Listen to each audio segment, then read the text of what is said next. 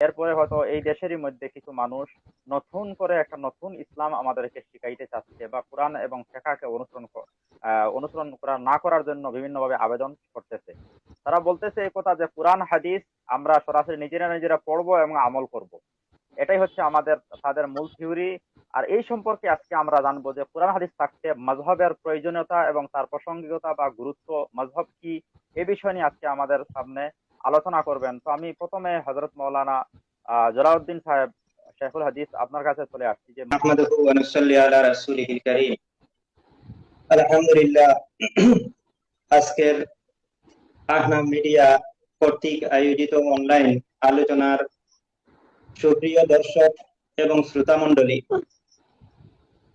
আমরা আজকে যে বিষয় নিয়ে আলোচনা করতে যাচ্ছি সে বিষয়টা অত্যন্ত গুরুত্বপূর্ণ এবং এ বিষয়কে নিয়ে প্রায় বলতে গেলে অর্ধ শতাব্দী থেকে তার উপর একটা বিতর্ক নতুন ভাবে এসেছে। এই বিতর্ক পূর্বে ছিল না এবং তাওয়ারুসান যে সমস্ত বিষয়াদি 1450 বছর থেকে মুসলিম উম্মাহ মেনে চলে আসছেন, সে বিষয়টা আজ বিতর্কে পরিণত হয়েছে।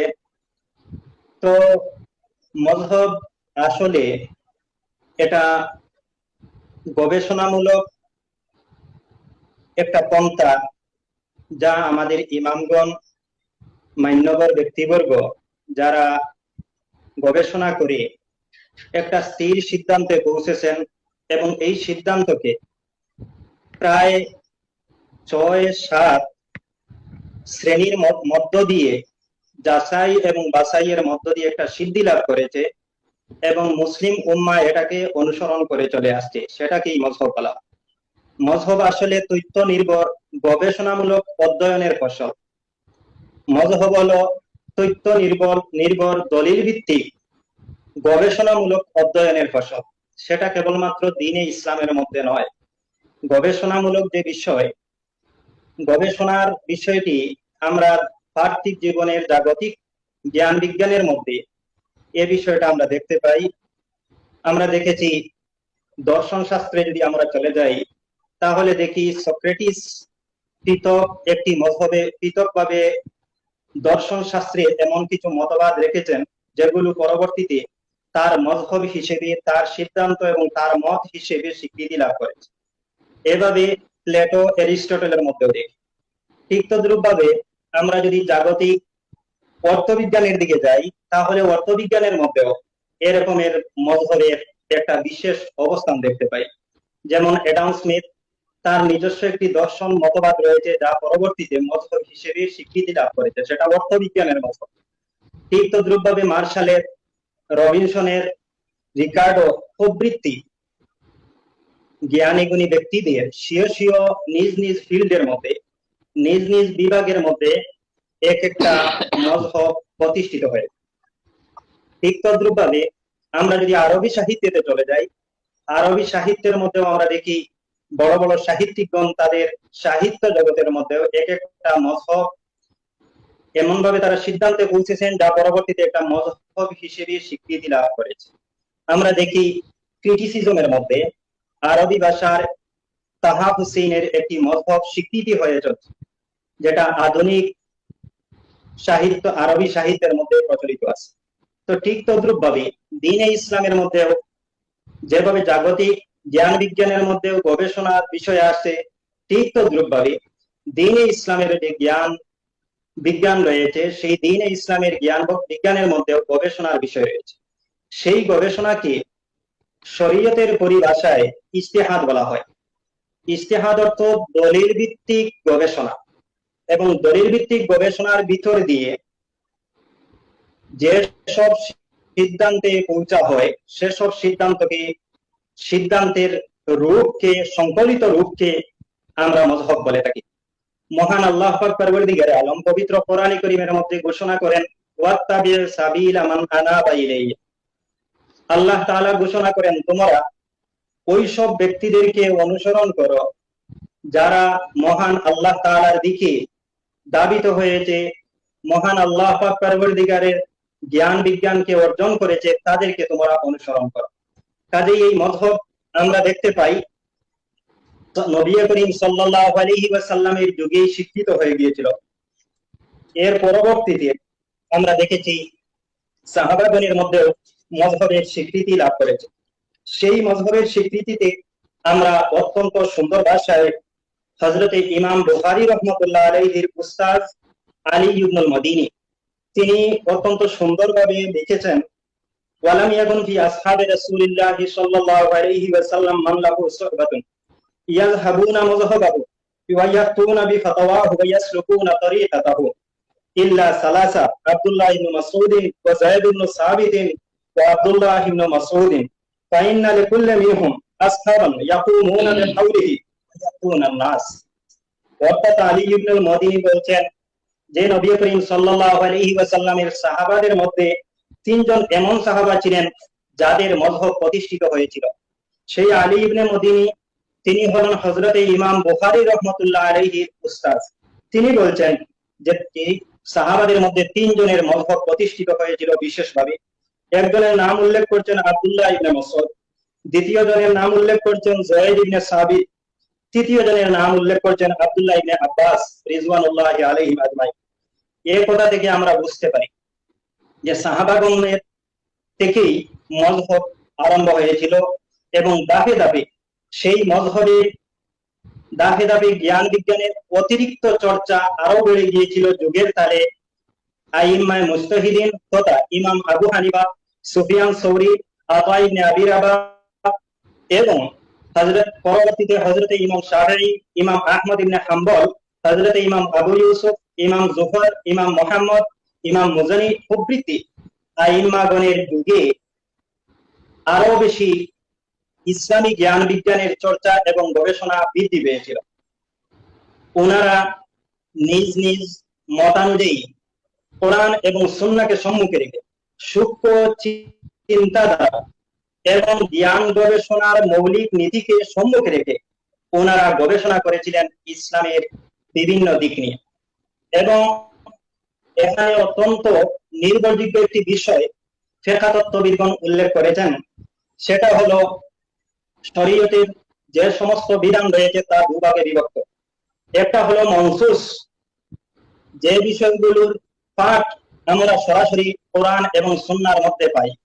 কোরআন এবং সুন্নাহর মধ্যে যেগুলোর পাঠ আমরা সরাসরি পেয়ে থাকি, যেগুলো আমরা বুঝতে অতি সক্ষম পবিত্র কোরআন এবং হাদিস থেকে, যেগুলোর মধ্যে একাধিক অর্থের কোনো প্রশ্নই নেই, যেগুলোর মধ্যে অগ্রাধিকার দেওয়ার কোনো প্রশ্নই নেই, যেগুলোর মধ্যে পূর্বাপর যুগের সময়ের পার্থক্যের কোনো প্রশ্নই নেই, সেক্ষেত্রে আমরা সরাসরি এই বিষয়গুলো থেকে শরীয়তের বিধানকে অন্বেষণ করতে পারি।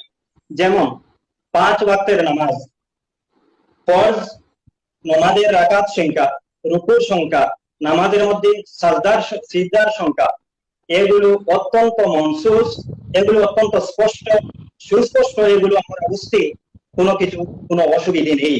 তাই এগুলোর মধ্যে তথা শরীয়তের বৃহদাংশ ইসলাম এবং বিধানের মধ্যে কোনো মত পার্থক্য নেই। আপনার হযরত মাওলানা জালালউদ্দিন সাহেবের এখান থেকে আওয়াজটা একটু কেটে কেটে আসছে। আমরা আবারও আপনার কাছে আসছি, আবারও আমরা আপনার কাছে আসছি। এখান থেকে নেটে একটু সমস্যা হচ্ছে, আওয়াজটা কেটে কেটে আসছে।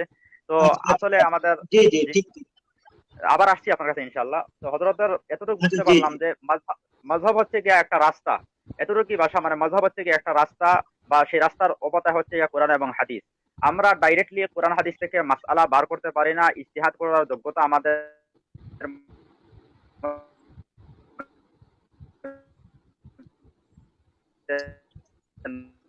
না।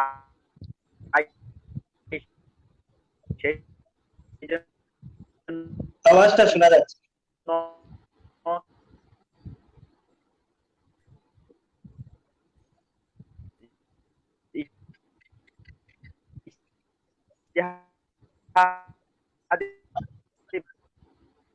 আপনার কোথায় আওয়াজ আসছে? ক্ষেত্রে আমরা কোনো অনুসরণ করে থাকি। আপনার আওয়াজটা শোনা যাচ্ছে না। আমরা যখন নামাজে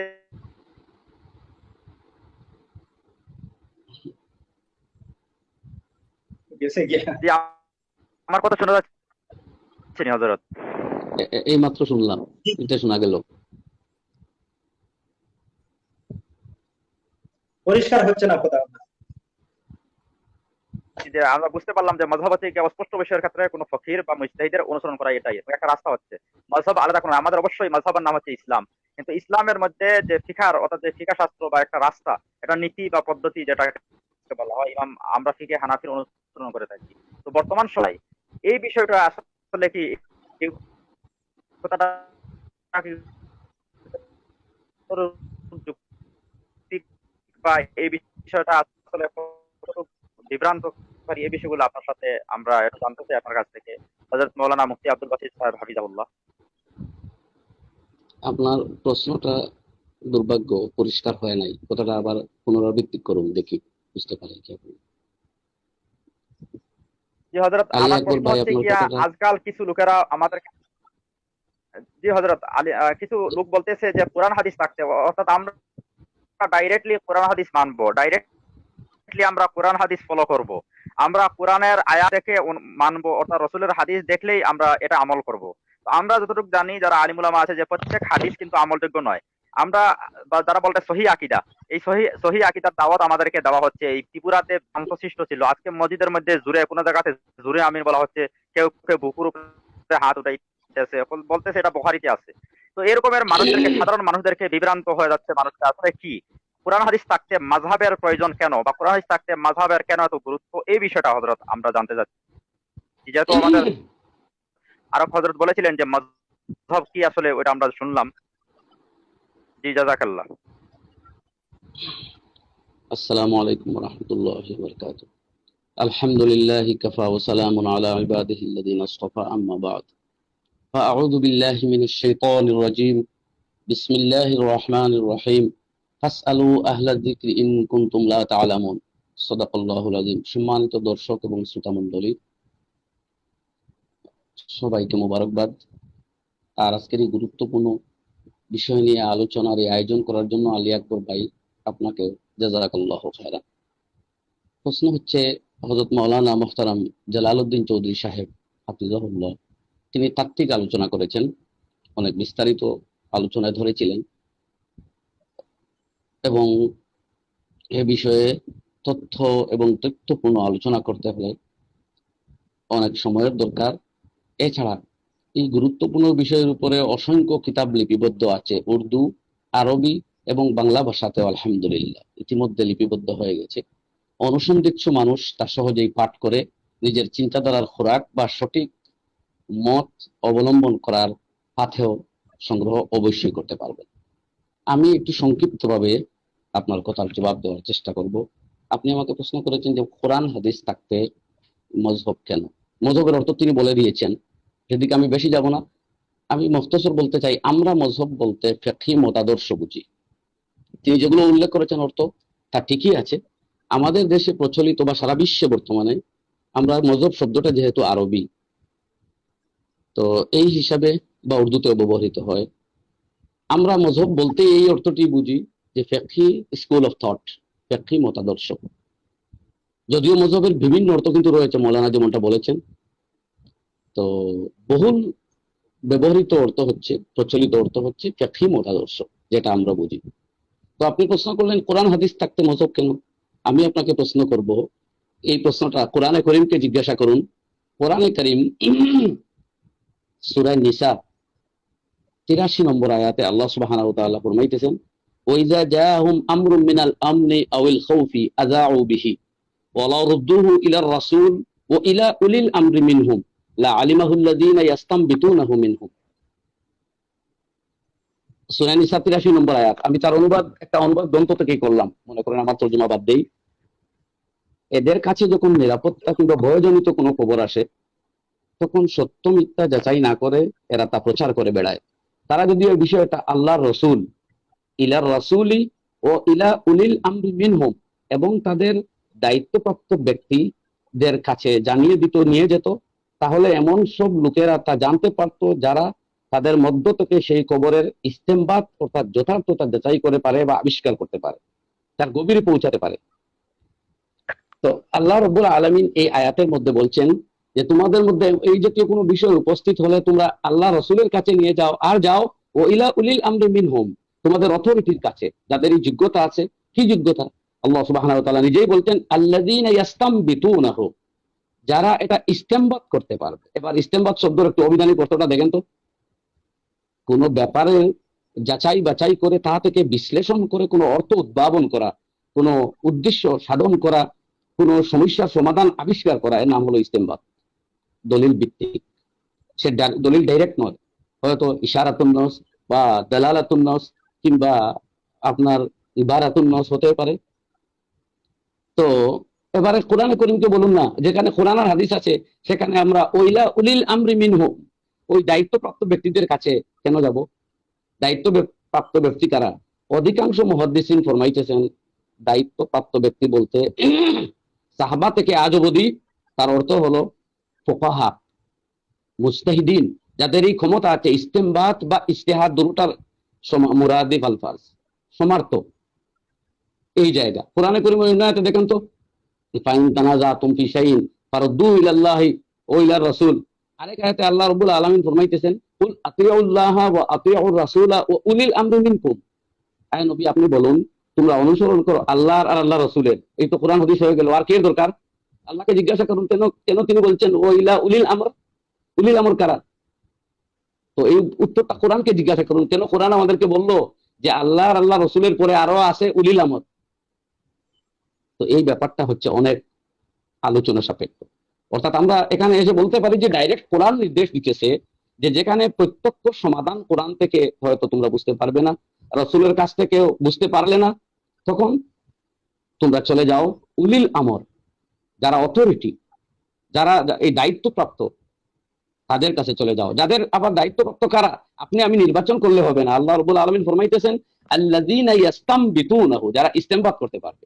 সারা পৃথিবী একমত যে ইস্তেমবাদ করতে হলে মুস্তাহিদের দরকার। আমি আব্দুল বাসিত হলেও চলবে না, আলী আকবর হলেও চলবে না, জালালউদ্দিন চৌধুরী হলেও চলবে না। বরং আল্লামা আব্দুল ওয়াহাব শারানি রহমাতুল্লাহ আলাইহি ফরমাইতেছেন যে ইমাম মুহাম্মদ ইবনে ইদ্রিস আর শাফিঈর পরে পৃথিবীতে আর কোনো মুস্তাহিদে মতলব জন্মান নেই।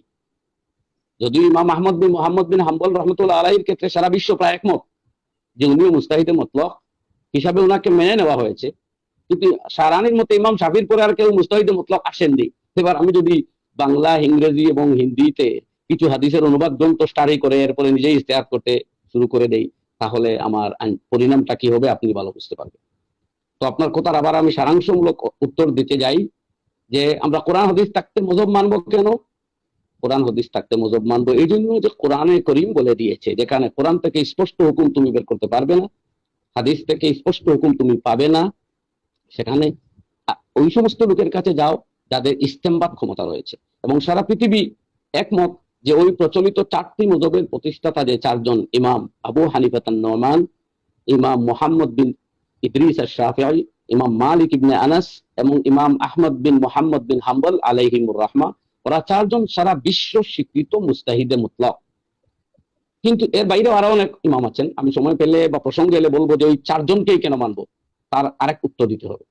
এর বাইরেও ইকরামা, আলকামা, তারপরে আব্দুল্লাহ বিন মুবারক, সুফিয়ান আস-সাউরি, সুফিয়ান ইবনে উয়াইনা, লাইস বিন সাদ, অসংখ্য ইমাম আছেন। অনেক ইমাম মালিকের সমপর্যায়ের, কেউ ইমাম আবু হানিফার সমপর্যায়ের, যেমন কাতাদা বা ওই জাতীয় ইমামগণ, শুআবা ইবনুল হাজ্জাজ, ইমাম শাবি প্রমুখ ইমাম, ইমাম মালিক, ইমাম শাফি এবং ইমাম আহমদ ইবনে হাম্বলের সমকক্ষ অনেক আছেন, অনেক থেকে বাড়িয়ে আরো কিছু। তথাপি আমরা তাদের অনুসরণ করতে আজকে সামগ্রিকভাবে যাব না, কারণ উল্লেখ রয়েছে কিতাবাদের মধ্যে, আমি সময় পেলে সেদিকে পড়ে যাব। তো মজহব অনুসরণ এই জন্যই করতে হবে যে কোরআন বলে দিয়েছে। আর কেন আমি আরো সংক্ষেপে বলি, আসলে আমরা কোরআন এবং হাদিসের বাইরে মজহব বা ফুকাহা, মজহব মানেই তো ফিকহ শাস্ত্রবিদদের দ্বারস্থ হওয়া, তা কোরআন হাদিস বোঝার জন্য আসলে কোরআন এবং হাদিস বুঝতে হলে মজহবের দরকার। আমি কথাটা আবার বলি, কোরআন এবং হাদিস যথাযথভাবে উপলব্ধি করতে হলে, অনুধাবন করতে হলে, তার গভীরে পৌঁছাতে হলে এবং সঠিকভাবে তার উপর আমল করতে হলে ফিকহ শাস্ত্রবিদ বা আল্লাযীনা ইয়াস্তামবিতুনাহু, যারা ইস্তেমবাদ ক্ষমতা রাখে, তাদের দ্বারস্থ হতে হবে। এই আমি আয়াত ভিত্তিক আপনাকে বললাম। এরপরে এবারে যাই, যদি আমি হাদিসে যাই তাহলে হাদিসের কিতাব আপনি খুললে দেখবেন তিরমিজি শরীফে মধ্যে রয়েছে যে হযরতে ইকরামা বলছেন আন্না আহলাল মাদিনাতি সালু ইবনে আব্বাসিন আন ইমরাতিন তাফাত সুম্মা হাদাত। আমি শেষ পর্যন্ত বলছি। তো এই জায়গায় মদিনার মানুষকে লম্বা কাহিনী এটা, যে হযরতে আবু মুসা আশআরী রাদিয়াল্লাহু আনহুর কাছে যাওয়া হয়েছিল এক মাসলা নিয়ে। তিনি এক রায় দিলেন। এরপরে এরা আব্দুল্লাহ ইবনে মাসউদ রাদিয়াল্লাহু আনহুর কাছে গেল, তিনি আরেক রায় দিলেন। যখন আব্দুল্লাহ বিন মাসউদের এই রায় আবু মুসা আশআরীকে শোনানো হলো, তিনি বললেন যে আব্দুল্লাহ বিন মাসউদ যতদিন তোমাদের মধ্যে থাকবেন আমার কাছে নিয়ে আসিও না, অর্থাৎ আমার রায়ের চাইতে উনার রায় অগ্রাধিকারযোগ্য। তো এখানে সাহাবায়ে কেরাম আপনি এবং আমার চাইতে কোরআন আর হাদিস অনেক বেশি বুঝতেন, এটা আপনি মানবেন না? মানতেই হবে, না মানলে আর কি করা যাবে। তো সেই সাহাবায়ে কেরামরাও একটা মাসলা নিতে হলে ওই বিষয়ের বিশেষজ্ঞ ইবনে আবু মুসা আশআরীর কাছে গিয়েছিলেন। আর আবু মুসা আশআরী দেখলেন এই বিষয়ে আমার চাইতে আরো বড় বিজ্ঞ হলেন আব্দুল্লাহ বিন মাসউদ, এবং আব্দুল্লাহ বিন মাসউদের রায় শুনে তিনি নিজের রায় উদ্র করলেন, প্রত্যাখ্যান করলেন। তো দেখা গেল সাহাবায়ে কেরামরা কোরআন হাদিস তাদের সামনে ছিল এবং আমাদের কাছ থেকে আরো ভালোভাবেই ছিল।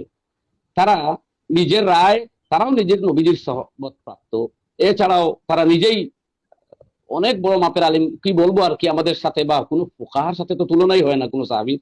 এরপরেও তারা কোরআন আর হাদিসের পরেও আব্দুল্লাহ বিন মাসউদের কাছে চলে গেলেন এবং উনার রায় যাচাই করে সেই রায় গ্রহণ করলেন। এবারে আমি সোজা চলে আসি, চলেন আপনি আরবি বাদ দেন, আমাকে আপনি হয়তো অনেক বলে দিয়েছেন। আমি হাদিসের এক সাধারণ খাদিম, জালালউদ্দিন চৌধুরী, উনিও মুহাদ্দিস। আমরা সব মুহাদ্দিস বাদ দিয়ে চলে যাই ইমাম আবু ঈসা তিরমিজির কাছে, যিনি 3 লক্ষ হাদিসের সনদ এবং মতন মুখস্থ ছিল। তাকে বলা হয় আল হাফিজুল হুজ্জা। তিনি 3 লক্ষ হাদিসের সনদান ও মাতানান হাফিজ ছিলেন। হাদিসের তো হাফিজ ছিলেনই, ওই হাদিসের বর্ণনা সূত্রের ও তিনি হাফিজ ছিলেন। সেই ইমাম তিরমিজি কি বলছেন একটু দেখেন। ইমাম তিরমিজি, আমি আপনাকে তিরমিজি শরীফ দেখাই। তিরমিজি শরীফ জিলদে আউয়াল 194 পৃষ্ঠা, আপনি দেখেন 193 পৃষ্ঠা, সরি, সেই জায়গায় ইমাম তিরমিজি বলছেন বাব হলো বাবু মা জা ফি গাসলিল মাইয়িত, মৃত ব্যক্তিদের কিভাবে গোসল দেওয়া হবে। আমি বেশি সময় নেব না, আর আপনার ব্যাপারটা একটু আলোচনা বহুল হিসেবে আমি একটু নিচ্ছিও সময়, কিন্তু হাদিসের আমি ব্যাখ্যায় বেশি যাব না। তিরমিজি শরীফ আমার কাছে সামনে যেটা, এটার প্রিন্ট অনুযায়ী তার পৃষ্ঠা নম্বর হলো 193, 193, চ্যাপ্টার হলো বাবু মা জা ফি গাসলিল মাইয়িত, ময়তকে ধৌত করা বা গুসলিল মাইয়িত, ময়তকে গোসল দেওয়ানোর ব্যাপারে। এই ব্যাপারে হাদিস উল্লেখ করেছেন ইমাম তিরমিজি রাহমাতুল্লাহ আলাইহি, যে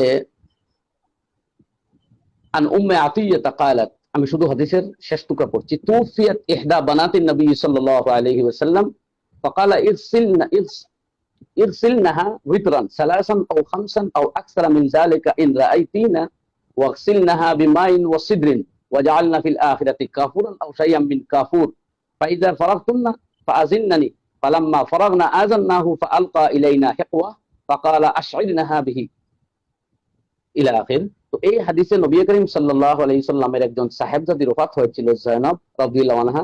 হুজুর গোসল দেওয়ার কথা বলেছিলেন, তাকে বেজুর মাত্রা সংখ্যায় ধৌত করো, 3 বার বা 5 বার, আর যদি কোনো কিছু দেখো তাহলে এর চাইতে বেশি, এবং বড়ই পাতা দিয়ে আর পানি দিয়ে গোসল দেওয়াও, আর শেষ মুহূর্তে কাফুর একটু ব্যবহার করো বা এই ধরনের কিছু, আর শেষ হলে পরে আমাকে জানিও।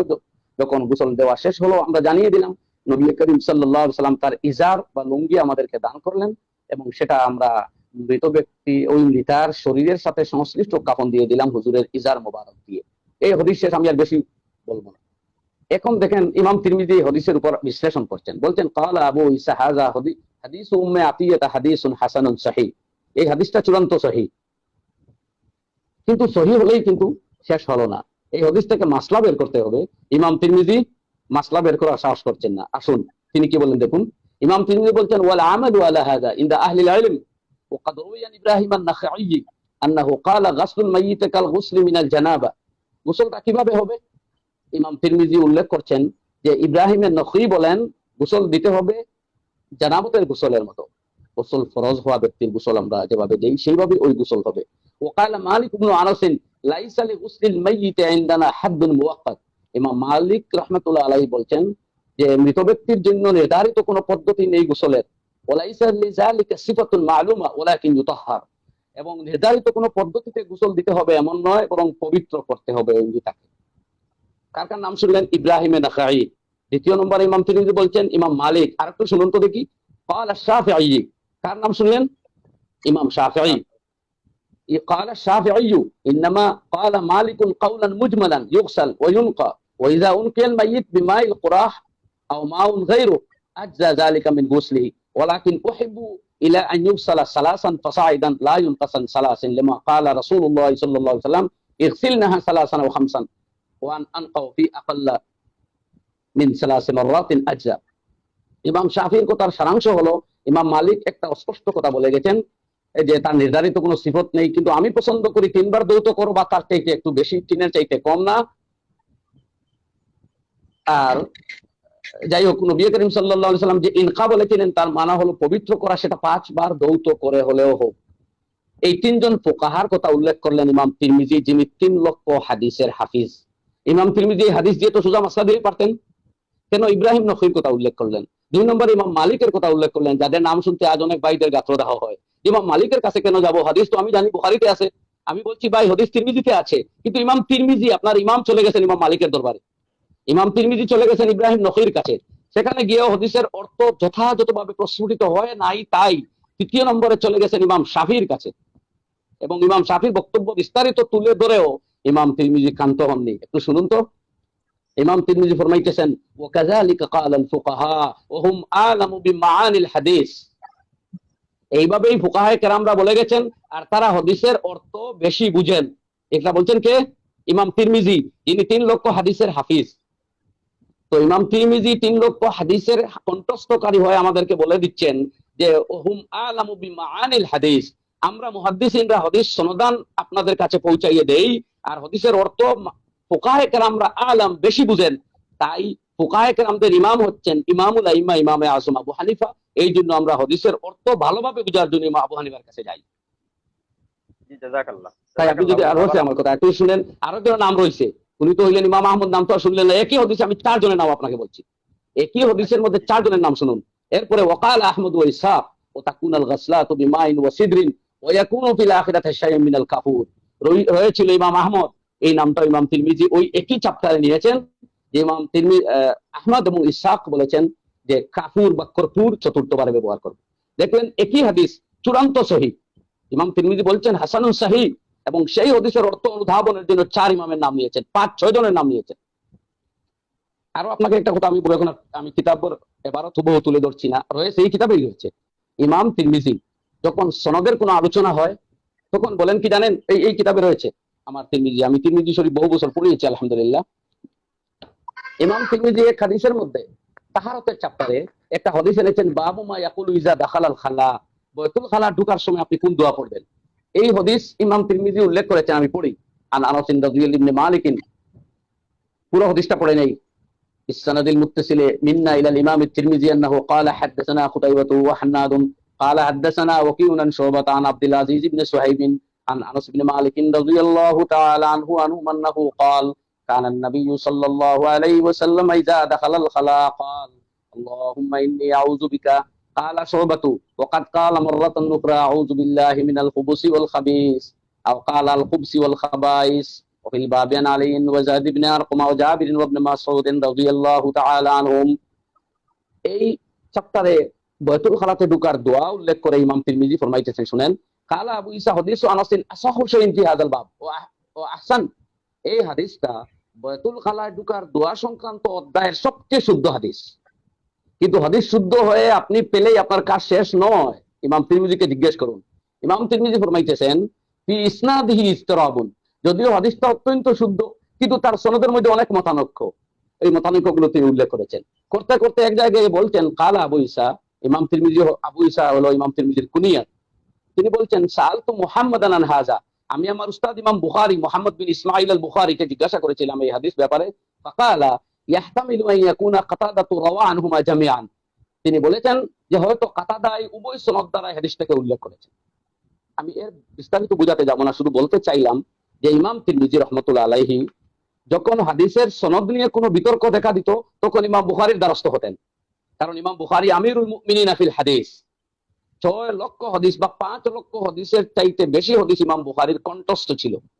সেই ইমাম বুখারী রহমতুল্লাহ আলাইহি ইমাম তিরমিজির উস্তাদ, এবং ইমাম, কিন্তু কি এর মধ্যে ইমাম জানেন? হাদিসের মধ্যে ইমাম।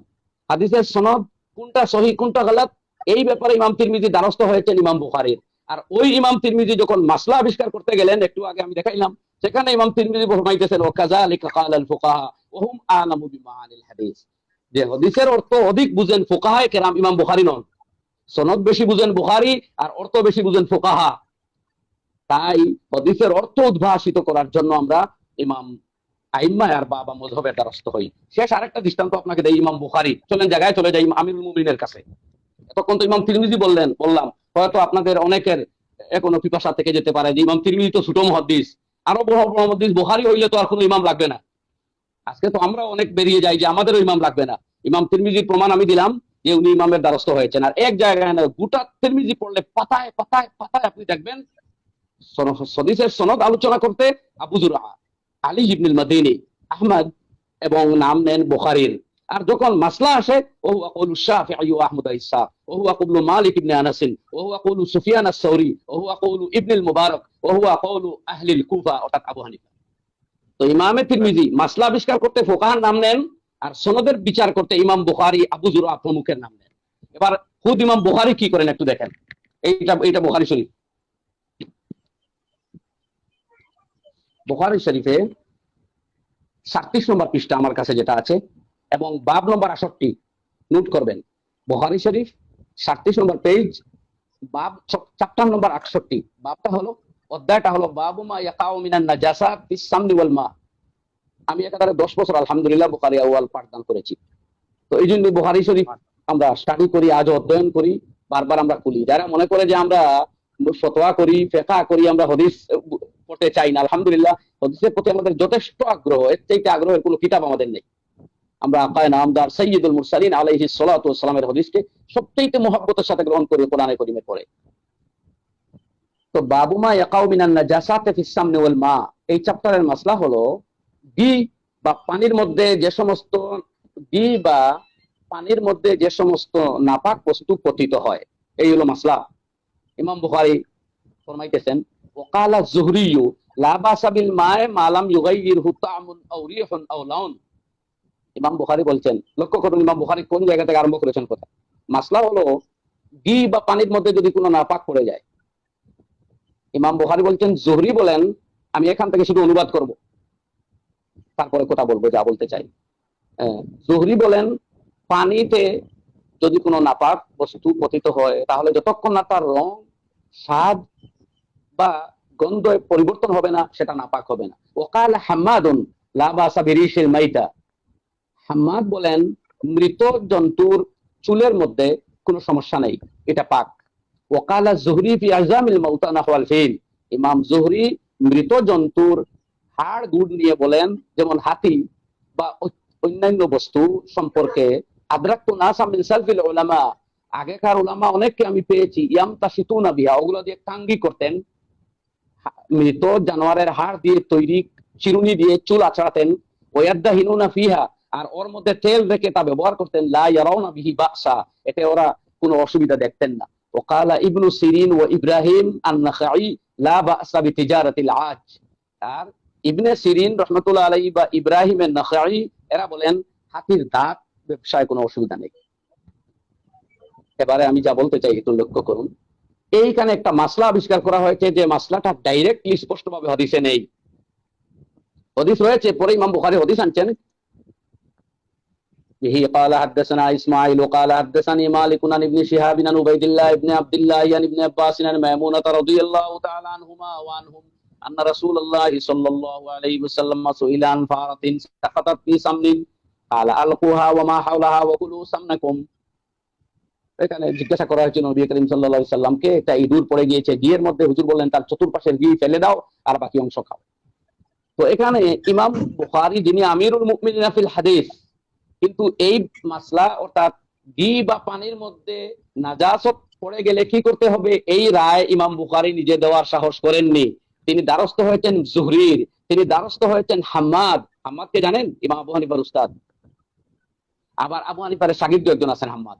তো হাম্মাদের উদ্ধৃতি উল্লেখ করছেন ওকালা যুহরি, এরপরে ইমাম যুহরির কথা উল্লেখ করছেন, এরপরে ইবনে সিরিনের কথা উল্লেখ করছেন, এরপরে ইব্রাহিমের নাখাইর কথা উল্লেখ করেছেন। ইমাম বুখারী, ফুকাহার নাম শুনতে এত গাত্রদাহ হয় কেন?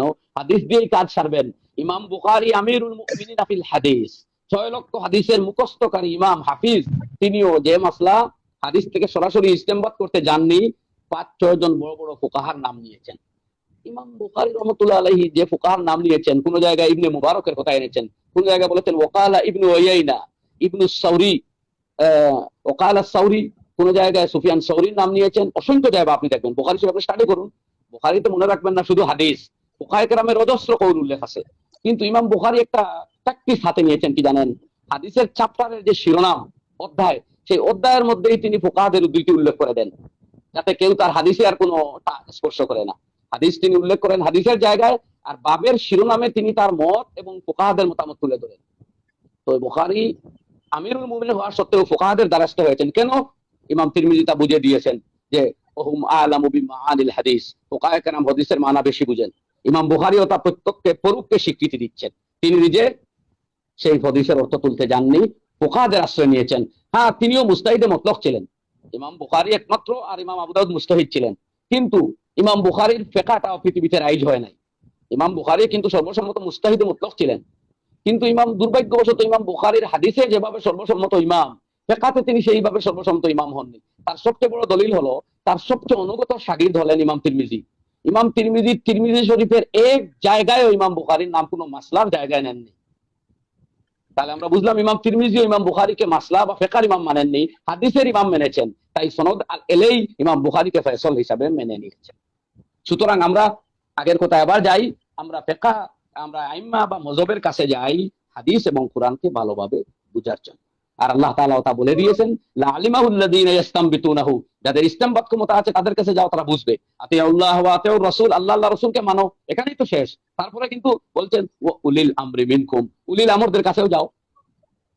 তো এইভাবেই আমরা আসলে কোরআন এবং হাদিস অনুযায়ী নিজের জীবনকে যথাযথভাবে পালন করার জন্য, নিজের লাইফকে কোরআন হাদিস অনুযায়ী গড়ে তোলার জন্যই আমরা তার প্রায়োগিক শাস্ত্র ফিকহের দ্বারস্থ হই। ফুকাহা আমাদেরকে কোরআন হাদিস থেকে বাইরে নিয়ে যাননি, কোরআন হাদিসের সঠিক মর্ম উপলব্ধি করে তদানুযায়ী আমল করার কথা বলে দিয়েছে। এরপরে প্রশ্ন আছে, জানি না আপনি করবেন কিনা, করলে আমি উত্তর দিব, যে তাহলে এই 4 মযহবকেই মানতে হবে কেন, আর যে কোনো একটাকে মানতে হবে না? যদি এটা পরে আসে প্রশ্ন, তাহলে আমি উত্তর দিব, আর যদি নাও আসে তো অন্যদিন বা আজকের দিন সুযোগ দিবেন, আমি বলবো ইনশাআল্লাহ।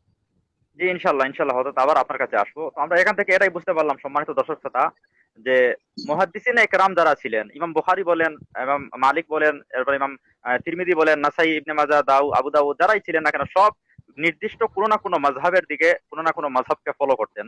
অর্থাৎ ওনারা নিজেরাই কিন্তু রায় দেন নাই। আর আমরা যাদেরকে অনুসরণ করতেছি, বা ইমাম আবু হানিফা, যারা মুজতাহিদ যারা, তারা অবশ্যই মুহাদ্দিস থাকেন, সাথে সাথে ফুকাহা থাকেন গিয়া। অর্থাৎ তারা প্রথমে হাফিজুল হাদিস, এরপরে ওনারা ফুকাহা হন। আর দ্বিতীয় হচ্ছে গিয়া, আমরা যাকে অনুসরণ করতেছি, যেখানে আমরা ভারতবর্ষের লোকেরা ইমাম আবু হানিফাকে ফলো করি, বা শুধু ইমাম আবু হানিফা, ব্যক্তিগত ইমাম আবু হানিফা রাহিমাহুল্লাহকে ফলো করি না।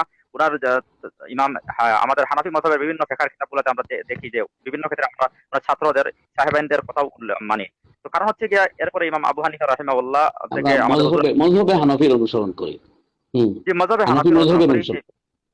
হানাফি মাযহাবের অনুসরণ করি, কিন্তু বিভিন্ন রায়ের ক্ষেত্রে আমরা অনেক ক্ষেত্রে সাহেবানদের, অর্থাৎ ইমাম ইউসুফ, ইমাম মোহাম্মদ, অনেকের কল আমরা গ্রহণ করতে, অর্থাৎ ব্যক্তিগত আমরা সব কাউকে মিলিয়ে মানি না, কারণ মযহবে আল্লাহ, হানাফি। জি, আল্লাহ আদেশ করেছেন আমাদেরকে মাযহাব মানার জন্য। এটাই আমরা বুঝতে পারলাম যে কোরআনে বলা হয়েছে, হাদিসে বলা হয়েছে, মুহাদ্দিসিনে ইকরামও গিয়েছেন ফুকাহাদের কাছে, ফুকাহাদের দ্বারস্থ হতে। আর ইমাম আবু হানিফা, যেহেতু আমাদের এই উপমহাদেশে হুজুরে আগে বলেছিলেন যে আতিউল্লাহ ওয়া আতিউর রাসূল ওয়া উলিল আমরি মিনকুম, উলুল আমরের আনুগত্য করার জন্য, উলুল আমরের আনুগত্য করার জন্য মুফাসসিরগণ ওয়াজিব বলেছেন, ওয়াজিব করে দিয়েছেন আল্লাহ, যে উলুল আমরের আনুগত্য করতে হবে। তো এই উপমহাদেশে হুজুর, ভারত উপমহাদেশে, পাকিস্তান বলেন, বাংলাদেশ বলেন, এখানে ইসলাম আসার সাথে সাথে কিন্তু হানাফি মাযহাব অনুযায়ী আমল চলতেছে।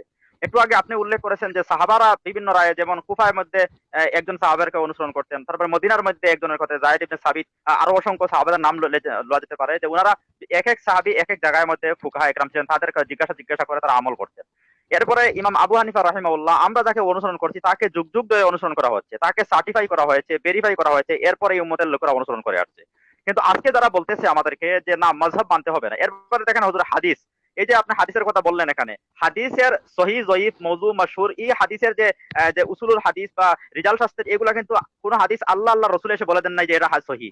এটাও কিন্তু মুহাদ্দিসিনের ইজতিহাদ হুজুর। আমি যতটুকু আমার গবেষণা অনুযায়ী আমার কথা অনুযায়ী আমি অবশ্যই জানি অবশ্যই যে এগুলা হচ্ছে মুহাদ্দিসিনের ইজতিহাদ। এখন বিলকুল যারা কারেক্ট। আমাদের এবং এটা তাদের ইজতিহাদ বিদায় মাঝে মধ্যে মতানৈক্য হয়েছে। কোন ইমাম জি এক জি জি হাদিসকে বলেছেন সহি, কেউ বলছেন হাসান, কেউ আবার জয়ীফও বলেছেন। একজন সহি জি জি বলেছেন, একজন জয়ীফ বলেছেন, এমনটা হয়েছে। জি, হযরত আমি অনেক বলছি এই অজস্র কথাটা। দৃষ্টান্ত আছে। এখন যারা বলতেছে নতুন বলতেছে যে আমরা কোরআন এবং হাদিস ফলো করব। এখন কোন হুম। হাদিসটা আমলযোগ্য, কোনটা মানসুখ বা রহিত হয়ে গেছে, কোনটা এখন বর্তমানে আমলযোগ্য নয়, এই সম্পর্কে আমার ধারণা নাই। আমরা ছোটি দুইটা বই পড়লাম, বুখারীর বাংলা সব এখন তো বাজারে মিলে, ওইগুলা পড়ে এখন এসে বলতেছে যে না আমরা ওই মুহাদ্দিসিনের, দেখেন উনি বলতে তাকলিদ করা জায়েজ নাই, তাকলিদ করা হচ্ছে শিরক। আবার উনি কিন্তু মুহাদ্দিসিনের তাকলিদ করতেছে হুজুর।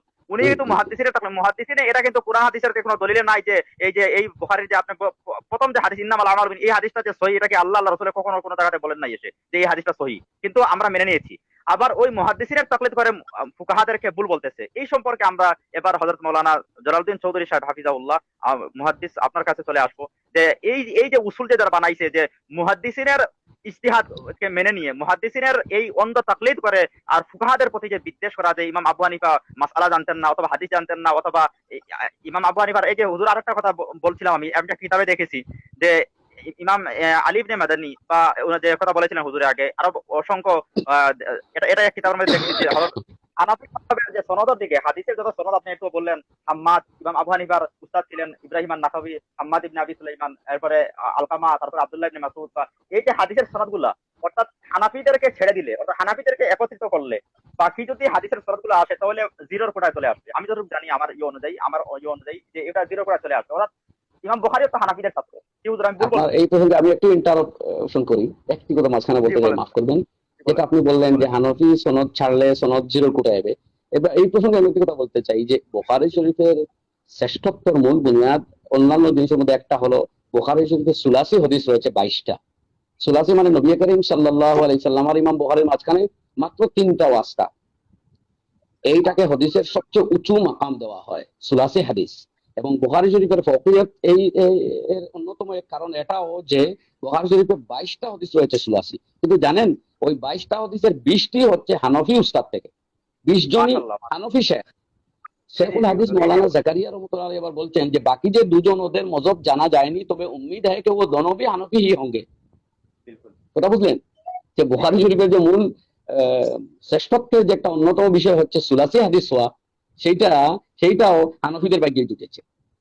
কথা জি বুঝছেন? হযরত, জি হযরত, জি। সুতরাং এটা তো আপনি ঠিকই বলছিলাম, বলেছেন যে হানফি মাশায়েখগণকে বাদ দিয়ে আর আরো অনেক কথা আছে। হানফিয়া মযহবে মুহাদ্দিসিন আছেন, লগাতের ইমাম ছিলেন ইমাম মুহাম্মদ, ফিকহের ইমাম ছিলেন আবু ইউসুফ, হাদিসের ইমাম ছিলেন আব্দুল্লাহ বিন মুবারক। এইভাবে এক এক পয়েন্টে 40 জন 70 জন ফুকাহাদের একটা কমিটি ছিল, হাদিস, ফিকহ, আদব, লিটারেচার সব নিয়ে আলোচনার পরে তারপরে সিদ্ধান্ত হতো। আর ওই সিদ্ধান্তের নামই জাযাকাল্লাহ। হলো মযহবে হানফি। নট অনলি দ্য কওল of Imam Abu Hanifa alone, এগুলো একাই আবু হানিফার কওল নয়, গোটা মযহবে হানফি মানে কখনো আবু হানিফা, কখনো আপনার আবু ইউসুফ, কখনো জুহর, কখনো হাসান বিন জিয়াদ, কোন সময় অন্য মযহবের কওল ও সর্বসম্মতভাবে নেওয়া হয়েছে।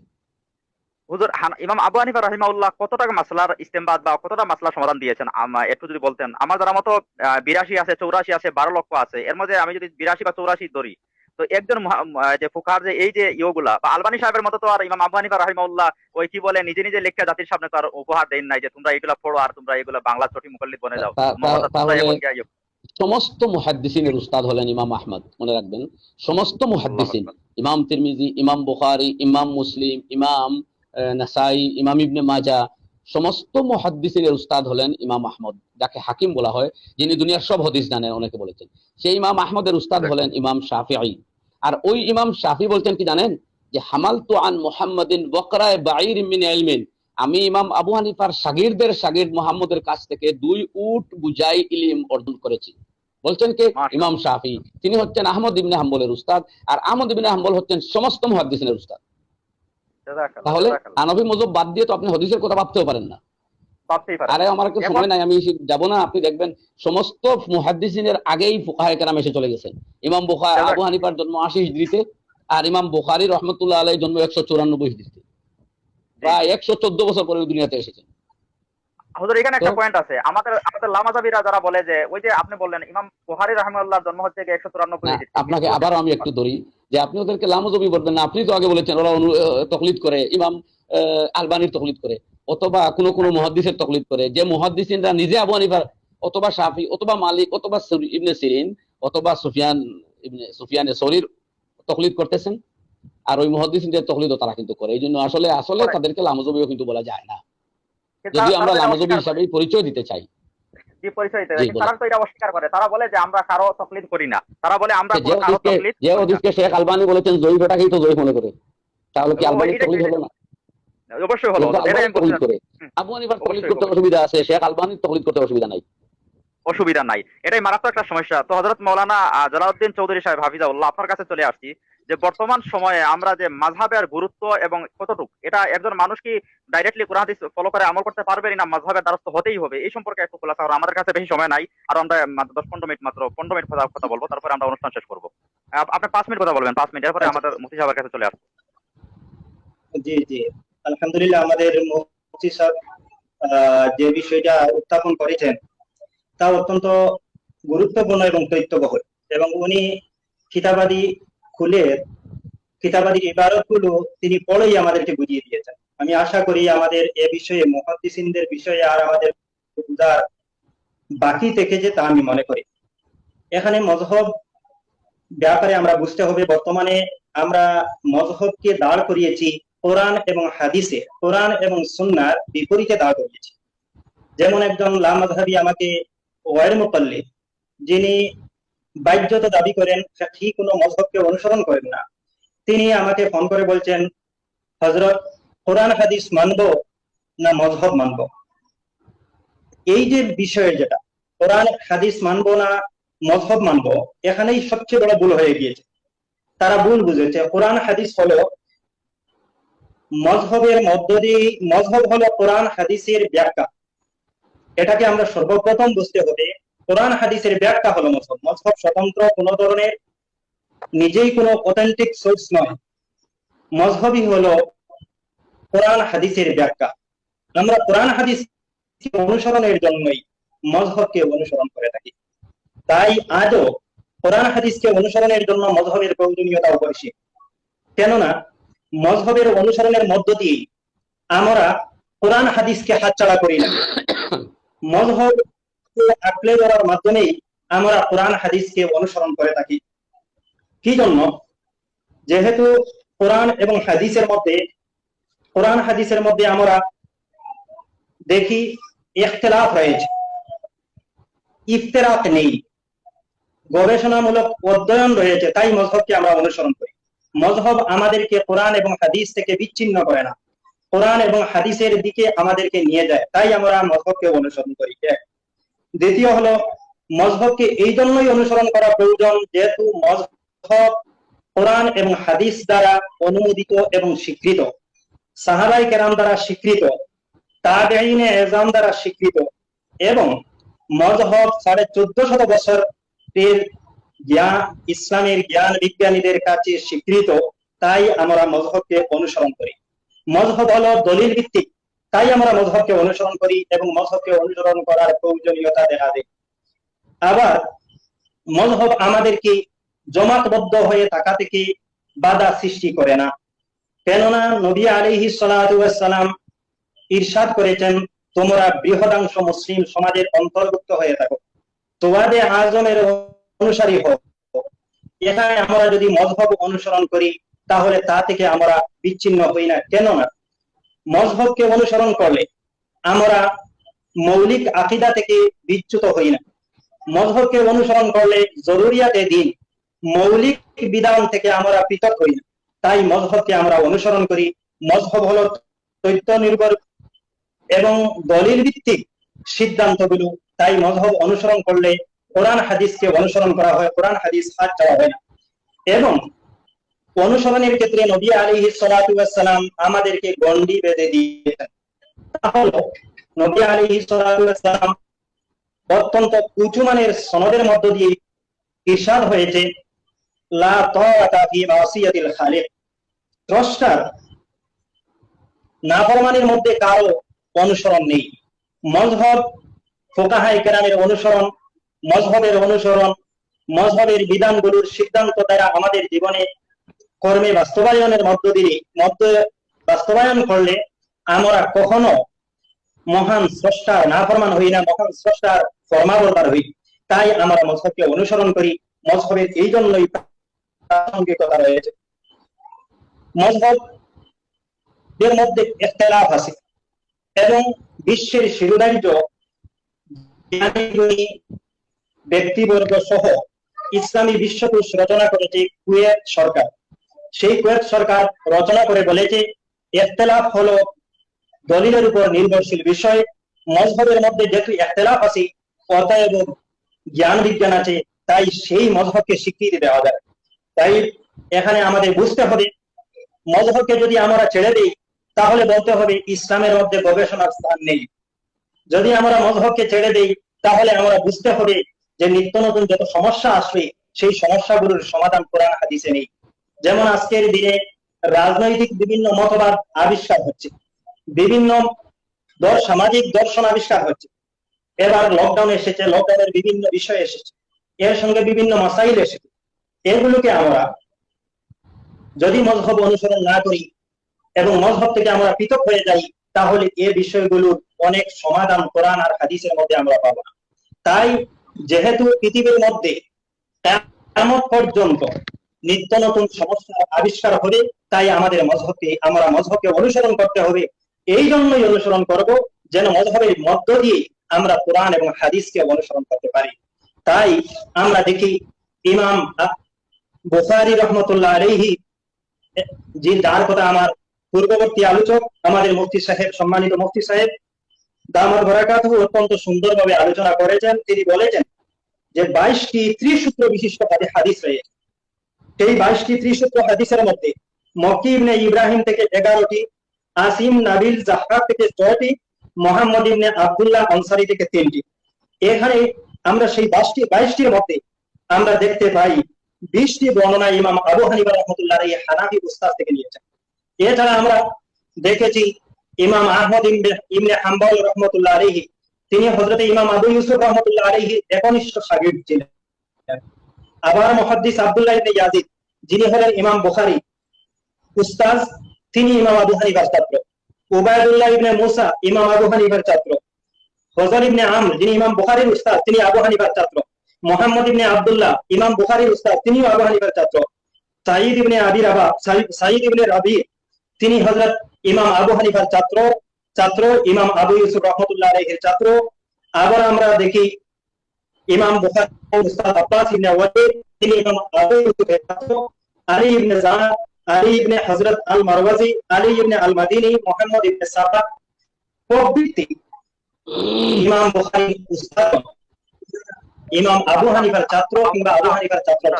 সুতরাং আমি একটু শেষ করছি, আমি এই কথাটা বলতে চাইছি যে যেহেতু জ্ঞান বিজ্ঞান এবং হাদিসের দিক দিয়ে অত্যন্ত উন্নত, ওনারাও মজহবকে অনুসরণ করেছেন। অত্যন্ত সূক্ষ্ম একটি কথা রয়েছে, ওয়াইল মুকাল্লিদদের মহারথী বললে চলে, নওয়াব সিদ্দিক হাসান খান সাহেব, তিনি বলেছেন ইমাম বুখারী রহমতুল্লাহ আলাইহি মজহব অনুসারী ছিলেন, তিনি ছিলেন ইমাম শাফিঈ রহমতুল্লাহ আলাইহির অনুসারী মুকাল্লিদ। তার কথাটা কতটুকু যুক্তিযুক্ত সেটা স্বতন্ত্র কথা, কিন্তু ওয়াইল মুকাল্লিদ যারা মজহবের উপর প্রশ্ন উত্থাপন করেন তাদের মহারথী, তাদের ইমাম নওয়াব সিদ্দিক হাসান খান সাহেব বুখারী, তিনি নিজেই বলেছেন ইমাম বুখারী রহমতুল্লাহ আলাইহি ইমাম শাফিঈর মাসলাককে অনুসরণ করেছেন। এতটুকুই আমি শেষ করলাম। আপনার কি বলার আছে? জাযাকাল্লাহ হযরত, আপনাকে অসংখ্য ধন্যবাদ। তো সম্মানিত মুফতি সাহেব, আমার একটা প্রশ্ন হলো যে আপনার আগেই চলে আসি আমরা, যে আপনি বলছেন নির্দিষ্ট একটি মযহবের তাকলিদ বা একটি মযহব মানতে হবে কেন? এই বিষয়টা একটু আমাদেরকে আপনি 5 মিনিটের মধ্যে খোলাসা করবেন। আমাদের সময় শেষ হয়ে গেছে, তারপরও 5 মিনিটের মধ্যে খোলাসা করবেন যে একটি মযহব কেন মানতে হবে, যেটা আপনার কথায় রয়ে গিয়েছিল। এটা আমরা শুনে নেই, তারপরে ইনশাআল্লাহ আমরা শেষ দিয়ে চলে যাব। আর যারা আমাদের দর্শক রয়েছেন, আমরা বলবো যে একটু লাইভটা একটু শেয়ার দেন, আপনাদের টাইমলাইনে শেয়ার দেন, আরো অনেকে জানতে পারবে। খুবই গুরুত্বপূর্ণ আলোচনা চলছে। জাযাকাল্লাহ। তার আগে আমি আধা মিনিটে কথাটিও বলি আবারও, যে ইমাম বুখারী রহমতুল্লাহ আলাইহির ব্যাপারে সব মুহাদ্দিস অনেক একমত যে উনি মুজতাহিদে মুতলাক ছিলেন। তথাপিও তিনি কখনো নিজের ইজতিহাদের উপর নির্ভর করেননি। জায়গায় জায়গায় চ্যাপ্টারে অধ্যায়ে তিনি অন্যান্য ফুকাহাদের কথা উল্লেখ করেছেন। তার ব্যক্তিগত ফতোয়া পেশ করেননি, অন্যান্য ফুকাহাদের মজহব উল্লেখ করেছেন। এই জন্য আমি বললাম যারা চায় আমি হাদিস থেকে ডাইরেক্ট মাসলা আনবো, ফিকহার কাছে যাবো, কেন ইমাম বুখারী তিনি আমিরুল মুমিনিন ফিল হাদিস, তাকে আপনি জিজ্ঞেস করুন না যে হাদিস থেকে আপনি জুহরির কথা কেন উল্লেখ করতেছেন, ইবনে উয়াইনার কথা কেন, ইবনে সিরিনের কথা কেন, ইব্রাহিমের নখঈর কথা কেন, আর ইমাম তিরমিজির কথা। প্রত্যেক মুহাদ্দিস কোনো না কোনো ইমামের প্রত্যক্ষ বা পরোক্ষ অনুসারী ছিলেন। কারণ প্রত্যেক ফুকাহার 50 বছর, 100 বছর, 70 বছর, 60 বছর পরে এই মুহাদ্দিসিনদের জন্ম হয়েছে। এটা হলো প্রায়োগিক শাস্ত্র, এটা আগে এসেছে। হাদিস শাস্ত্রের তাদবিন যথাযথভাবে পরে এসেছে। কারণ হচ্ছে মানুষের আগে দরকার ফিকহ, মাসলা সকালে উঠে দরকার। কোন হাদিস থেকে মাসলা এসেছে সেটা আলিম জাজমেন্ট, কিন্তু একজন পাবলিক জিজ্ঞাসা করবে আমার মাসলা কি, এটা করণীয়। এই জন্য উলামায়ে কেরাম আগে ফিকহকে স্থান দিয়েছেন। শেষ কথাই। আর আরো একটি কথা এই প্রসঙ্গে বলতে চাই যে আমার যে ভাইয়েরা, আসলে আমি কাউকে দোষ দিব না, এখানে একটা বিভ্রান্তি চড়ানো হচ্ছে, জানি না ওটা কোনো অনইসলামিক প্রপাগান্ডা হলো কিনা। কিছু ভাইদেরকে বোঝানো হয়েছে যে এই মজহব তোমাদেরকে কোরআন হাদিস থেকে দূরে নিয়ে যাচ্ছে। কেউ বলে যে ইসলামকে খন্ড খন্ড করা হয়েছে মজহব দিয়ে, 4 ভাগে বিভক্ত। আরে ভাই 4 ভাগ কেন, বুখারী শরীফ খুলেন না, এক এক মাসলায় দেখবেন 10 ভাগে বিভক্ত। আসলে সৌভাগ্য মুফতি সাইদ আহমদ পালনপুরি কুদ্দিসা সিররুহু বলতেন যে যদি ওই 4 মজহবের তাকলিদ ওয়াজিব করা হতো না অন্য মজহব বাদ দিয়ে, তাহলে আজ পর্যন্ত শত শত মজহব হয়ে যেত। এর জন্য বলা হয় কোন কোন আহলে হাদিস ভাইদের মধ্যে প্রায় 42টা মতবাদ এখন পর্যন্ত হয়ে গেছে। 42টা মজহব, মজহব বলুন আর যাই বলুন, মত পার্থক্য হয়ে গেছে। যাই হোক, তো আগের কথায় আসি। বলা হলো যে ওই 4 মজহব যেহেতু হক, এগুলো রাইজ পৃথিবীতে। মজহব কিন্তু দেখেন আরো আছে ডাক্তার পরেও, তো ওইগুলাই কেন মানবো? তার সুজা 7টা জবাব। দেখেন শেখ আলবানী মারহুম, উনারও বা বহু আগে আব্দুর রহমান মুবারকপুরী সহ আল্লামা কাশ্মীরিও অনেক ওই যুগ বিখ্যাত মুহাদ্দিসদের অনেক আগে লেখা হয়েছে খুলাসাতুত তাহকিক।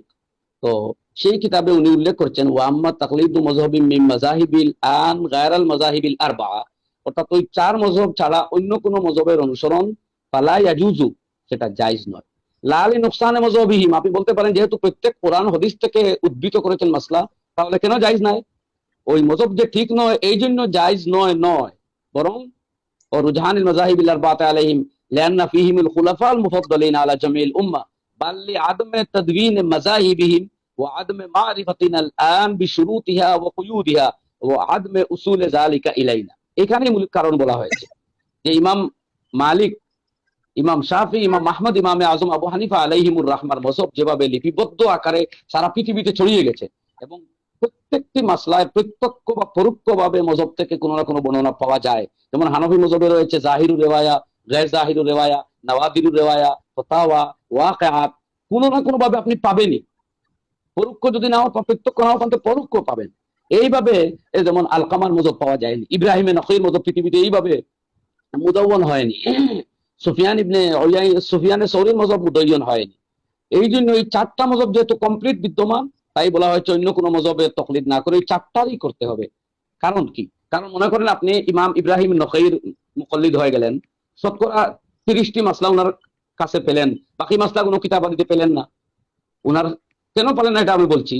লাইস বিন সাদ নামক প্রখ্যাত একজন ফকিহ ইমাম মালিকের সমকক্ষ ছিলেন, উনি সম্বন্ধে ইমাম মুহাম্মদ বিন ইদরিস আশ-শাফি বলছেন কান লাইসুল মুসাউইয়াল ইবনে মালিকিন ওয়ালাকিন দাইয়াহু আসহাবু।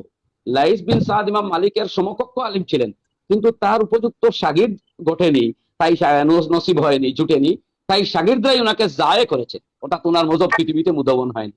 এই ক্ষেত্রে সৌভাগ্য ইমাম আবু হানিফার, উনি হাজার হাজার শাগির্দ পেয়েছিলেন যারা সুযোগ্য। এরপরে ইমাম মালিকের উনি পেয়েছিলেন ইমাম শাফির মতো যোগ্য শাগির্দ। এরপরে ইমাম শাফির উনি পেয়েছিলেন আহমদ বিন হাম্বলের মতো যোগ্য শাগির্দের।